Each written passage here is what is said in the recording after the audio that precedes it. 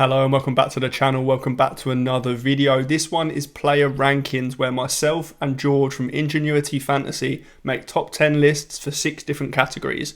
That is budget defenders, premium defenders, budget mids, premium mids, budget forwards, premium forwards. We rank the top 10 players in each category. So let's get straight into it. Okay, starting off with defenders and budget defenders. So a word on Senesi because this is probably the last week he'll be in these budget defenders. It took him 7-8 weeks to find himself probably out of it. So what an option, what a player.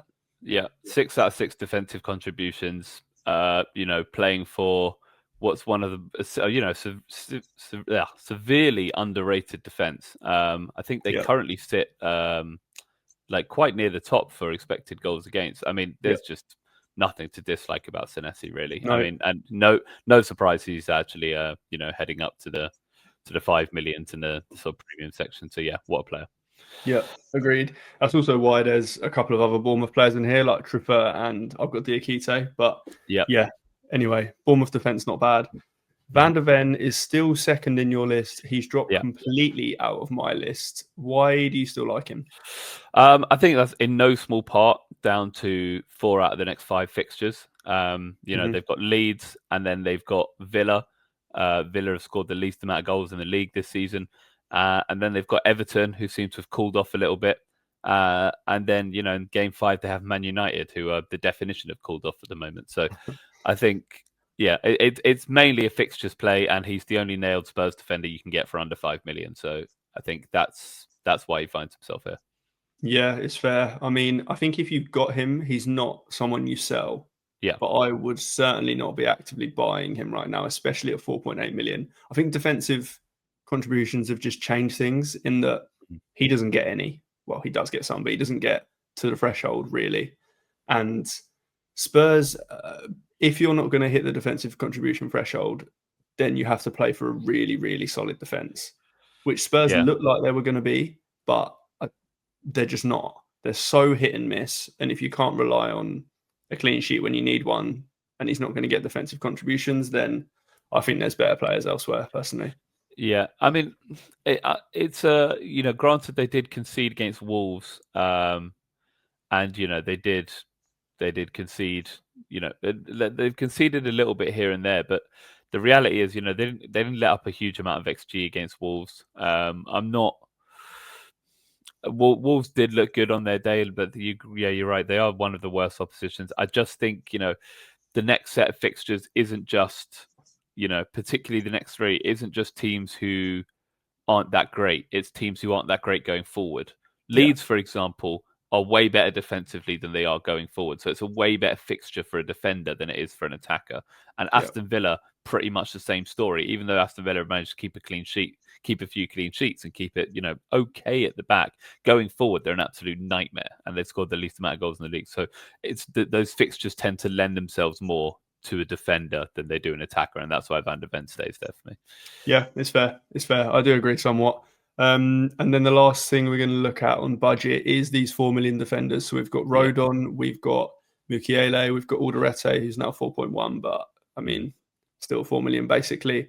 They're all great, essentially, is where we're at with it. But for the next, I mean, when we do these lists, we look at 5 weeks, the next 5 weeks as a sample.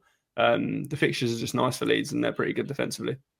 Yeah, I mean, both Leeds and Sunderland both find themselves within the top 7 for expected goals against. So, they are, in that sense, definitely underrated defences. But you're right. I think Leeds, just on fixtures, probably do edge it. I mean, they've got Spurs this week, which is not great. But then Burnley, West Ham, Brighton, Forest and Villa, after that, I mean, Leeds, that's an excellent set of fixtures. And, on top of how good they are from a DEFCON standpoint, it's also hard to see them not keeping a few clean sheets in there as well. So that's personally what, and I think probably why you got Rodon above the other 2 as well.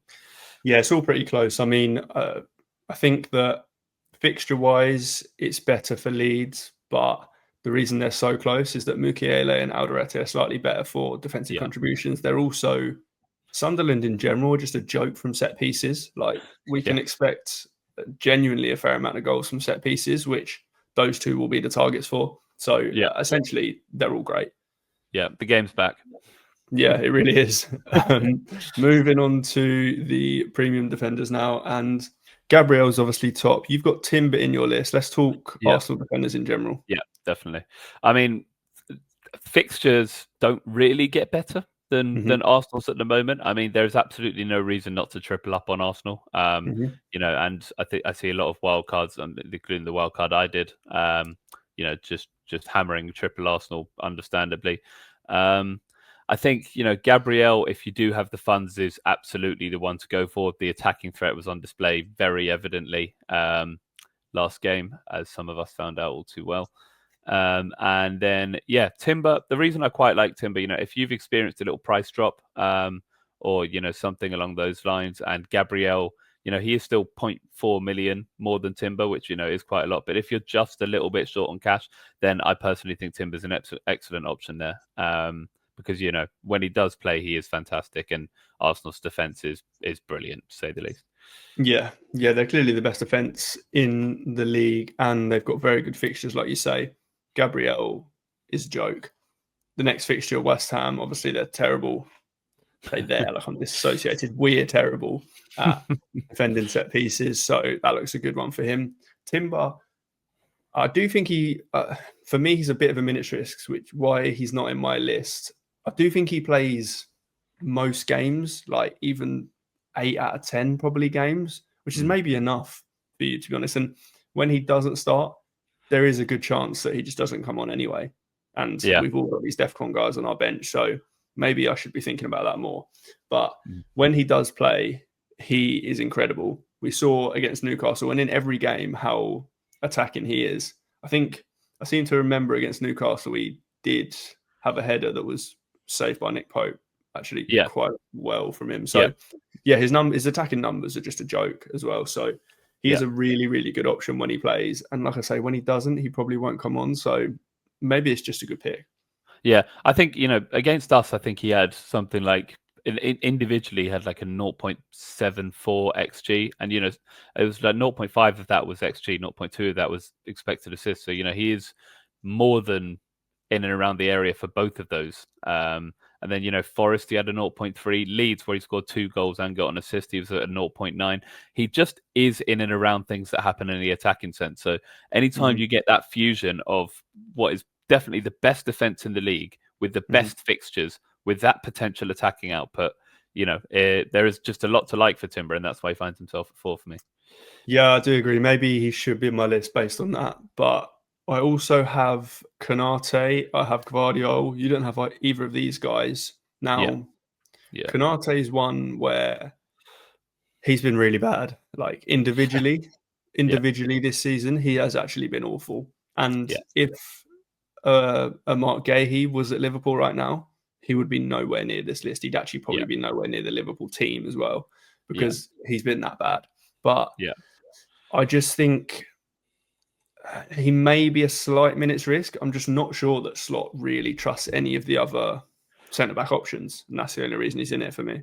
Yeah, and I mean that's completely valid. I think for me, Liverpool's defense in general just hasn't looked solid enough, and that's why I can make peace with him falling out the list. Obviously, Van Dijk brings with him a whole plethora of other point scoring options, DEFCON, attacking threat, but Konate just doesn't really bring that. And I think that's why Konate, as you said, there is also now that small minutes risk. At this point, play Soboslai there. That guy seems to be able to play everywhere. So, but yeah, Kanata. I mean, yeah, there's only a certain amount of bad games you can string together as part of a defense, which isn't fully clicking at the moment. Which means that you're probably going to miss out on this list.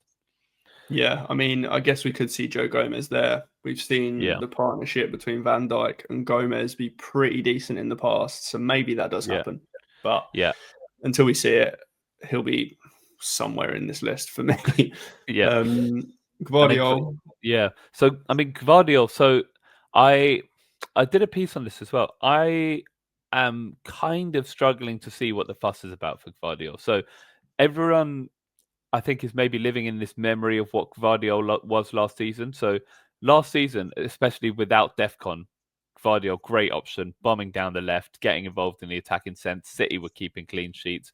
This season, first of all, he's going to be playing the majority of his time at centre back, which automatically is going to sort of restrict anywhere near the attacking output that we saw from him last year. So we can almost give up on attacking returns as being any reason you have Gvardiol in your team. So what does that leave us with for Gvardiol? Well, DEFCON, he's not an absolute lock at all. He's hit it in 1 out of 2, and one of them was against Arsenal, which is when another team is pressing. But City like to dominate the ball.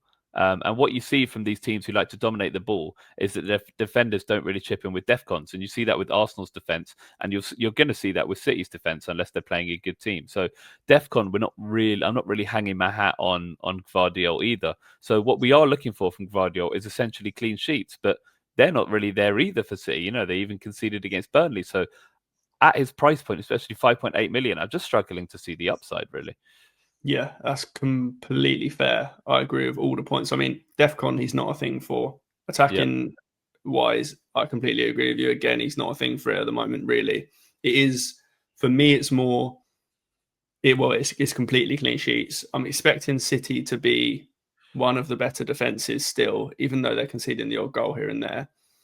I also have him here because of the fixtures. I think if they didn't have good fixtures, he wouldn't find himself in this list, or maybe he'd be low down, because City, I still think, are one of the better defences. But yeah, I agree with you. You can't really buy him right now because there's too many other good, cheaper options. But I mean, also even the fixtures, I mean, the next 3 are definitely good. Brentford, Everton, Villa, great fixtures for a defender. Definitely a clean sheet or 2 in there.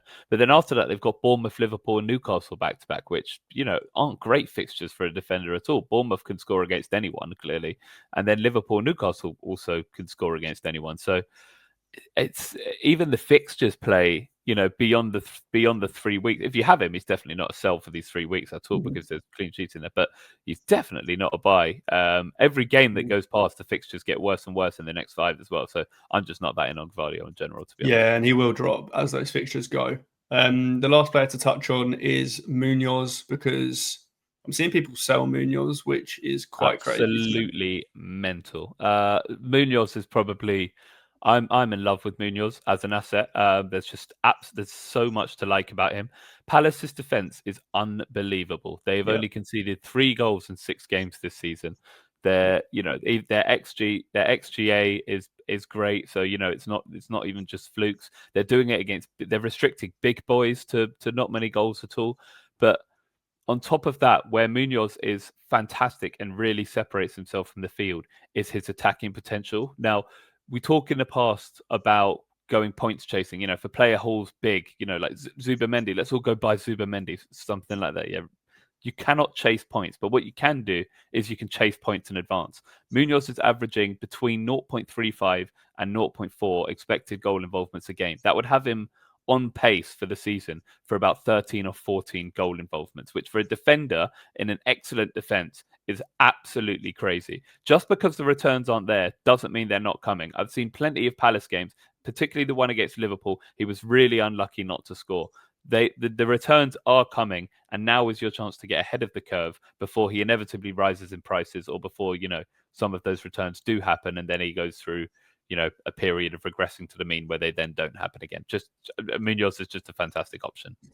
Yeah, completely agree. Palace defense is fantastic. Munoz is fantastic. Nothing has really changed there in a long time, actually. Yeah. Okay. Just get him in. So, yeah, agreed. That rounds up premium defenders and defenders. We'll be back for midfielders. Right, before we get onto the midfielders, I just want to talk about Ingenuity Fantasy. Now, the link is in the description. It's a completely free website, ingenuityfantasy.com. They've got cool stuff on there. So they've got articles from various different people on captains, differentials, all sorts of things, wildcards, free hits. They've also got the player rankings we're going to be talking about today. They've also got football quizzes to test your knowledge, and they've got the transfer wizard tool. Really cool feature where you basically put in what position you need, you put in what price you've got to spend, and it will give you a ranked list of players to consider. Like I say, completely free website, ingenuityfantasy.com. The link is in the description. Check it out. Let's get onto the midfielders. Okay, midfielders now, and we'll start off with Ismail Assar. He's come back into both of our lists pretty high. Palace are just good, like in general.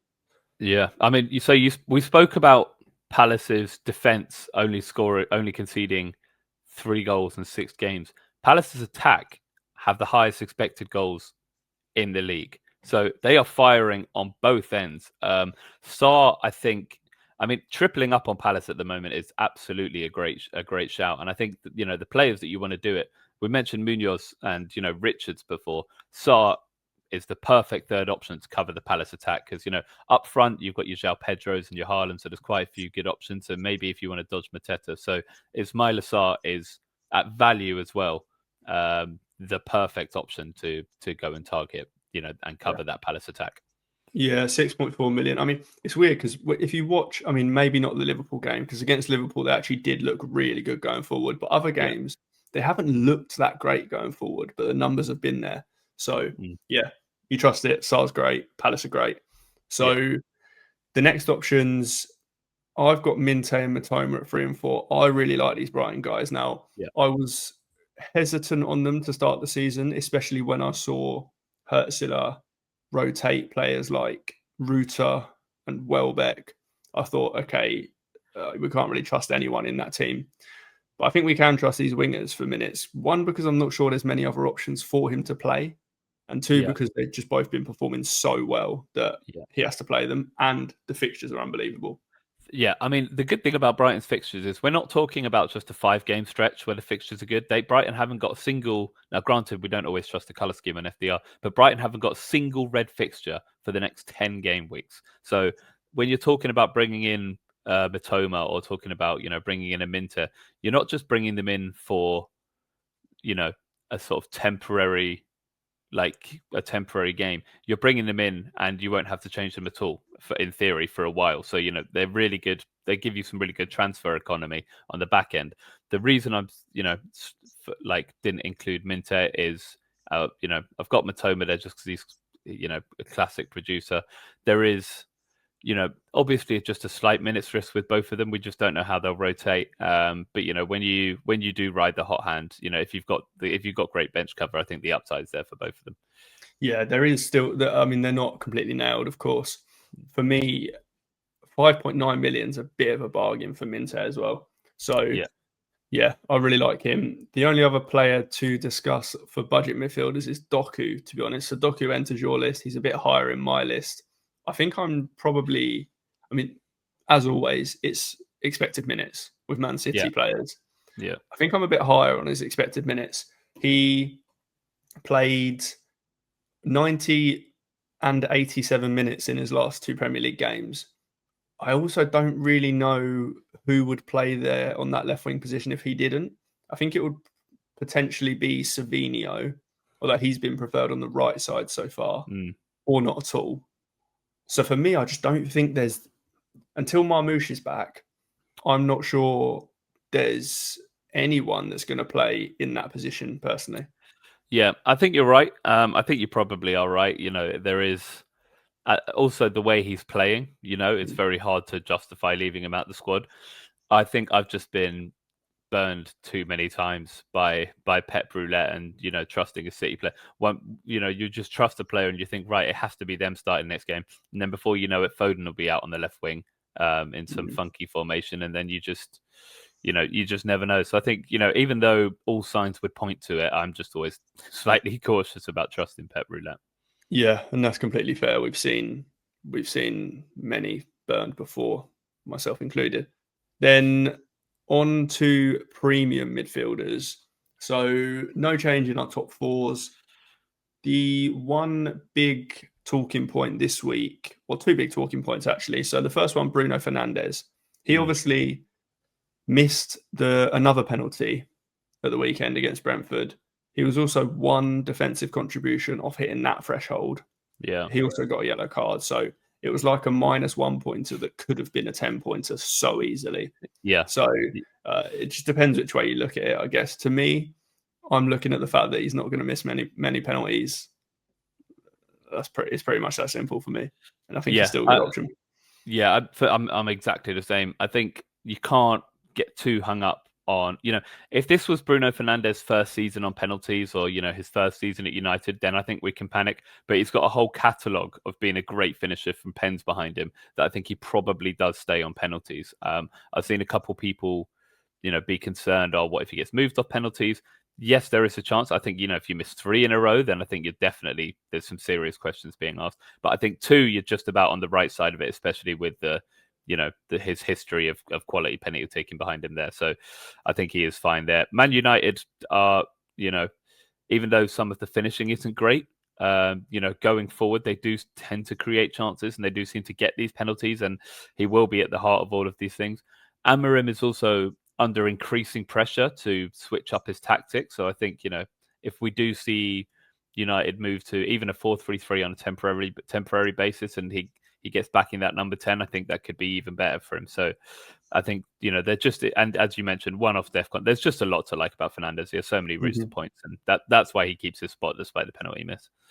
There's also the situation that if Amorim is sacked, which maybe doesn't look immediately likely, but could happen, it can only make Fernandes a better option, in my opinion. The penalty thing, just to add something on that. So obviously the most likely candidates to take them, if not Fernandes, is Mbeumo and Cunha. They've both missed a penalty this season as well. So it's not like they're just banging in these penalties. Against Grimsby in the penalty shootout, they both missed one anyway. So a good point. I think the more likely situation, if Bruno's to be off penalties, it's because he's handed a penalty to someone rather than him actually losing the duty as such. Agreed. So then the other talking point is Eze. Now, I've got him a bit lower in my list at 8. You've got him up at 5. I think there's... If there weren't loads of other good options from Arsenal, I'd be considering him a little bit more. But I just think Saka and Gyökeres cover their attack. Whether you go for both or one, probably one. Defense, you're going to want some part of it, probably double, maybe even triple, to be honest. I just don't see a world where you go for Eze, given that Odegaard's back. He's just such a minutes risk, in my opinion. A massive minutes risk. I mean, he literally didn't start in game week 5, I think it was. It's not even like he started a bunch of games in a row now. So he's fantastic. I just don't think he starts every game. Yeah, I mean, I'm inclined to agree. I think for me, it's just that I like their fixtures so much that even in limited minutes, I still think there's every chance that Eze has quite decent production.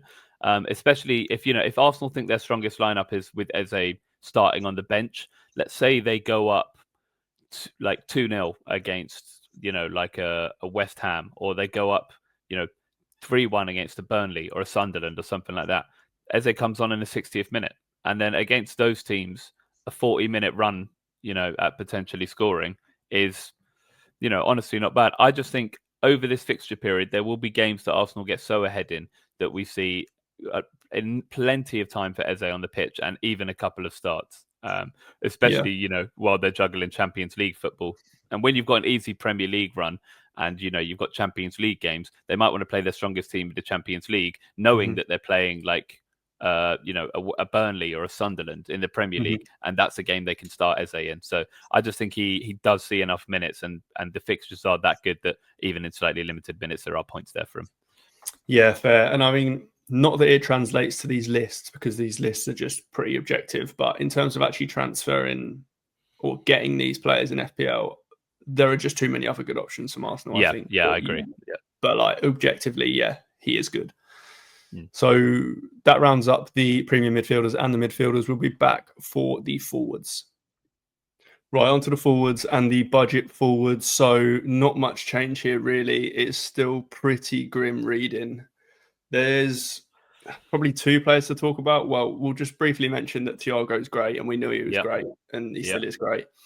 But it was also the week that I wildcarded him out that he does this. But anyway, Dominic Calvert-Lewin, he is 3rd on my list. Now, if you look at the rest of the list, you probably think he's there by default, but I actually like him as a pick. Like, I genuinely like him. And the reason being is that, one, Leeds fixtures are pretty nice, which is obviously a good thing. Secondly, I haven't watched Leeds games, don't get me wrong, but I've watched Leeds highlights. He gets so many chances. Granted, he misses 99% of them, but any striker that gets as many chances as he's getting will tick along with points. And at 5.5 million, I just don't see how that's not going to be good value. He's probably on penalties. I could be wrong on that because I haven't really looked into it, but I'd imagine he's probably on penalties. And the Leeds attack, which granted isn't the best, is just literally pumping him with chances. So I don't hate him at all. Yeah, I think if there's one man that you can pump with chances and then turn it not into points, it is Calvert-Lewin. I think last season we saw that, you know, his he was coming away with great XG and he just wasn't putting it away. I think Calvert-Lewin, for me, he's just going to have to go a lot further in proving to me that he can finish a football before I ever trust him anywhere near a team. Right positions, decent team, decent fixtures, great. You know, the normal FPL formula is there. I just don't trust the bloke's foot, to be honest. That's all it is for me. Yeah, completely fair. And actually, there is a relatively good chance that he gets injured before he sorts these problems out anyway. So yeah, I guess, exactly. yeah, that's relevant. Next up, Richarlison. Now, he is second in your list. To be fair, the position in these lists is pretty pointless. But for me, he's at number 4 by default. I think he is done as an FPL option this season, personally. Yeah. I mean, it's completely valid. Like, genuinely, he's at number 2 by default for me. That is just how much I dislike the rest of the list. I think, you know, if he wasn't playing for Spurs, he might not even be on this list. But I think just because of the team he plays for and the fixtures he's going into, absolutely he's a minutes risk. But I think going into those fixtures, you know, and playing for the team he does, automatically by default keeps him near the top of this list. You're right. I'm not particularly sold on him. I wouldn't touch him, you know, if in the FPL sense, but he does just find himself there by default because the rest of the list is pretty poor. Yeah, so I mean, he's definitely not a buy. He is kind of a tough sell though because the fixtures are kind of good, but I honestly think you do have to sell him. He played 90 minutes in the Champions League. He played awful. I mean, Spurs in general weren't great. They actually pretty much got battered by Bodo Glimt or whoever it was. Yeah, I just don't think Spurs are that good at the moment. And Richarlison, after playing 90 minutes midweek, I don't think he starts at the weekend. Could be wrong. He will start the odd game, but I don't think he's going to be a regular starter anymore. I think where it gets. I mean, it was you know, it was a Tuesday game, so I think, you know, when you're talking about which games, if it was a Wednesday or Thursday game, I think there'd be a lot more concern about him starting. I think Tuesday is just early enough for you know, you to still get a start in. But yeah, I think at the minute Tottenham just don't have any other strikers brought up to speed for a full start. So I think there probably is a bit of trust there. But you're right, it's very dicey. Yeah, maybe he has to start, but yeah, going forward in general, he's not great. Yeah. So on to the premium forwards now. I'm going to start by talking about João Pedro. People are selling him, and it's baffling me a little bit. I mean, he's the second highest point scorer behind Haaland in all of the forwards. Granted, a lot of those came at the beginning of the season. He, in the last few games, hasn't been great. He's barely had a shot, I think, but Chelsea have gone down to 10 men twice, rendering it pretty much impossible for him to do anything. Yeah. And also the fixtures are just brilliant. Liverpool at home this week even doesn't look like a bad fixture. Not Palmer coming back at some point soon will help him. And then there's really good fixtures from game week 9 onwards. For me, and also, if you're selling him, who are you going to? Like, if you're not getting up to Haaland or Gyökeres, he's not worth selling. There's no one worth selling him for. Yeah, I agree. I think, you know, you can make the argument that Mateta could be worth moving to, but I think if you are thinking about, you know, moving to a Palace player, for example, then I think, you know, covering Palace's defense or going for an Ismail Assar, who's just a lot cheaper, just make a bit more sense there. I think what people are forgetting with João Pedro, people are selling him like he's worth 10, 11 million. The guy's worth 7.8 million. You know, there's not, for the amount of upside there is, what are you risking? You're risking 7.8 million. He's, you know, the same price as a Jared Bowen. It doesn't make sense to sell him. You know, with their next fixtures, they got, as part of their next 6, they got Forest, Sunderland, Wolves, and Burnley as 4 of their next 6 fixtures. You just don't sell strikers for that fixture run. Chelsea, I think, are sit like either third or fourth in the league for XG, and third for goals scored. They're a high-powered attack as well, and he seems to be the gunman, gunman in chief, if you will. So, you're right. Selling him doesn't make any sense. Yeah, I agree. And like I say, even if you want to sell for Mateta, I would just go for a different Palace player. It's quite simple. If you want to even triple up, go double defence and Sarr. It's yeah. Agreed. Mateta, objectively though, is actually quite a good option because Palace are just very good at the moment. Yeah. Like I said, I do like Mateta. I love buying Mateta. I don't like moving from João Pedro to Mateta. Yeah. I think it's an unnecessarily sideways move, and it's a complete waste of a transfer. So, but if you're moving from if by some miracle you're still holding onto a Wood or a Watkins, then I think moving to a Mateta can make a ton of sense there. Yep. Yeah, that's fair. Isak is hovering around the midpoint in our lists now. Ekitike did look to go off injured. So, what do we think of Isak? So, I think even though at the moment it's making quite a fun hate watch. It's quite entertaining. I think what you will see though is Ekitike, I believe, is injured. We're not entirely sure how long. We're still waiting for more news on that. But it looks like Isak is probably going to get the start for at least the next couple of games, which automatically just does make him a good option. Now, Liverpool do seem to be spluttering a bit. I think a lot of people have been talking about how they've seen these losses coming. And honestly, I kind of hear it. These losses were pending. They looked futile against Galatasaray. So, it's almost at this point where, even though we know Isak's great, we know Liverpool can score goals. At the minute, it's, you're not super excited about bringing him in. So, yeah, I think even though, I think Isak's legacy is doing a lot of heavy lifting compared to their form at the moment. Yeah. For me, I don't think I'll buy Isak until I see something happen, or at least actually until Ekitike. If we know Ekitike is out for ages, and then we do potentially go there, I guess. But besides that, it's just a wait and see, really. Yeah. If you're are you if you're one of the few who's I think just briefly touch on Watkins. If you're one of the few who's still held on to Watkins, unfortunately the advice this week again is you can't really sell Watkins. Would you be moving off Watkins this week, or? Yeah, you can't sell him this week. It's simple. It's the same as every week. At least he scored last week though, so you've got a bit of something to grab onto here. But you can't sell him. Yeah, exactly. Especially, I think at this point, the only advice, you just have to hold Watkins until the end of the season. They've got a great fixture against Leeds at home in game week 27. So it's just around the corner. You can't really move off Watkins. You just got to absolutely tank your team's value. Wait till he gets down to 7.5 million and then slide across to Mateta. So, there's. But honestly, I think there is no good advice to give about Watkins at the moment. I think that is the crux of it, because you actually you cannot move. He's playing against the worst team in the league this week. You cannot move off him. Like you absolutely cannot. It's going to absolutely suck when Gyökeres or João Pedro, have a massive haul, but unfortunately, you're just going to have to deal with that one. Yeah, it's true. You can't sell him. Gyökeres has a fantastic fixture, but you can't move to him because you can't sell Watkins. João Pedro, I actually think, isn't a bad fixture. As I mentioned, Liverpool at home don't look great. Yeah. Or Liverpool don't look great.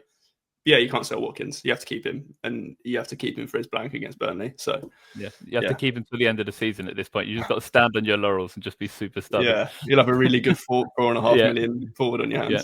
You'll be laughing when he gets a brace in game week 27. So. Oh dear. Right, that rounds up the premium forwards and the video. So if you did like the video, make sure you hit like, make sure you subscribe, make sure you're checking out ingenuityfantasy.com. All sorts of good stuff on there, as I mentioned earlier. But that's all for this one. We'll see you next time.